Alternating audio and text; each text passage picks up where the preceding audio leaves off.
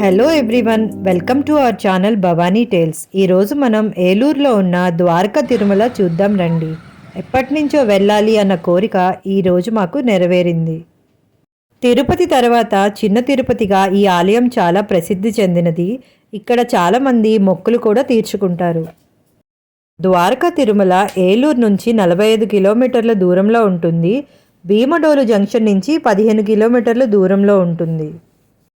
ముందు రోజు ట్రైన్లో కానీ బస్లో కానీ 6 to 7 అవర్స్ జర్నీ చేసి మనం అక్కడికి చేరుకుంటే అక్కడ చాలా సత్రాలు ఉంటాయి. ద్వారకా తిరుమల వీక్ డేస్లో కొంచెం ఖాళీగా ఉంటుంది. శని ఆదివారాల్లో చాలా రష్గా ఉంటుంది. దాన్ని బట్టి మనం ప్లాన్ చేసుకోవాలి. దేవుడి దర్శనం ప్రశాంతంగా అవ్వాలని మేము గురువారం మధ్యాహ్నం రత్నాచల్ ఎక్స్ప్రెస్ మధ్యాహ్నం 1 గంటకి ఇక్కడి నుంచి మొదలవుతుంది. అది ఈవినింగ్ 5:30కి ఏలూరు చేరుకుంటుంది. అక్కడి నుంచి మళ్ళీ ద్వారకా తిరుమలకి చాలా బస్సెస్ ఉంటాయి. ఏలూరు నుంచి ద్వారకా తిరుమల ఒక 45 మినిట్స్ ఉంటుంది. అక్కడికి చేరుకున్న తర్వాత చాలా వసతి గృహాలు ఉంటాయి.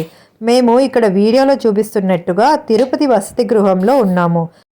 టెంపుల్లో మొబైల్ అనేది అలౌ చేయరు. ఇక్కడ చూపిస్తున్న మెయిన్ గోపురం పక్కన అన్ని మనకి ఫెసిలిటీస్ ఉంటాయి. అక్కడ సబ్మిట్ చేసిన తర్వాత మనం టెంపుల్ లోపలికి వెళ్ళాలి.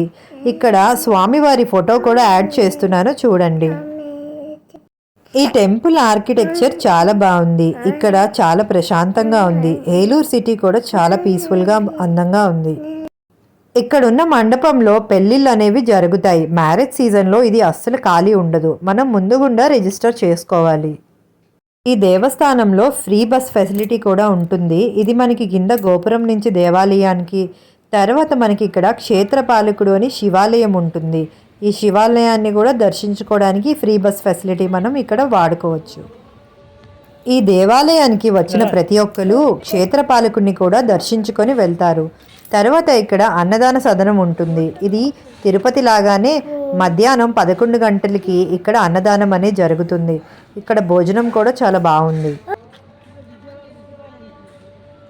దేవాలయంలోకి మొబైల్ అనేది అలౌ చేయరు కాబట్టి ఆ భగవంతుడి ఫొటోస్ అనేవి నేను ఇక్కడ పెడుతున్నాను. తర్వాత మీకు ఇక్కడ అన్ని డీటెయిల్స్ అనేవి వీడియోలో పోస్ట్ చేస్తున్నాను. మీకు ఏమైనా డౌట్స్ ఉంటే కింద కమెంట్స్లో అడగండి.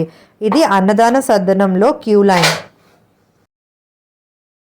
వైజాగ్ టు విజయవాడ వెళ్ళే చాలా ట్రైన్స్ ఏలూరు మీదుగా వెళ్తాయి. కొన్ని ప్యాసింజర్స్ భీమడోల్లో కూడా ఆగుతాయి. సో దాన్ని బట్టి మీరు మీ ప్రయాణాన్ని ప్లాన్ చేసుకోండి. ఇక్కడ గోశాల, నక్షత్రవనం, గజేంద్రుడు ఇవన్నీ ఉన్నాయి.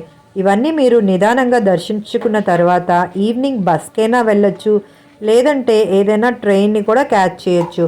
ముందుగుండా రిజర్వేషన్ చేసుకుంటే చాలా ట్రైన్స్ ఉన్నాయి. అప్పటికప్పుడు అంటే చాలా తక్కువ ప్యాసింజర్స్ అవైలబుల్గా ఉంటాయి.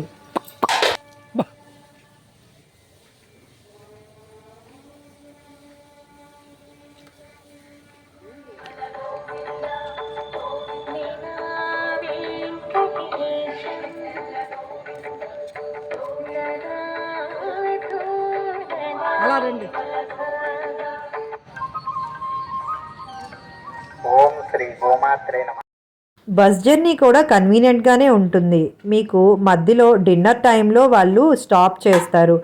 టోటల్గా మీకు ఒక 7 అవర్స్ పడుతుంది వైజాగ్ రీచ్ అవ్వడానికి. వైజాగ్ తర్వాత కూడా వెళ్ళే చాలా బస్సెస్ ఉంటాయి. దాన్ని బట్టి ప్లాన్ చేసుకోండి.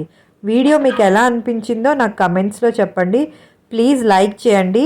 Thanks for watching. మళ్ళీ ఇంకొక మంచి వీడియోతో కలుద్దాం.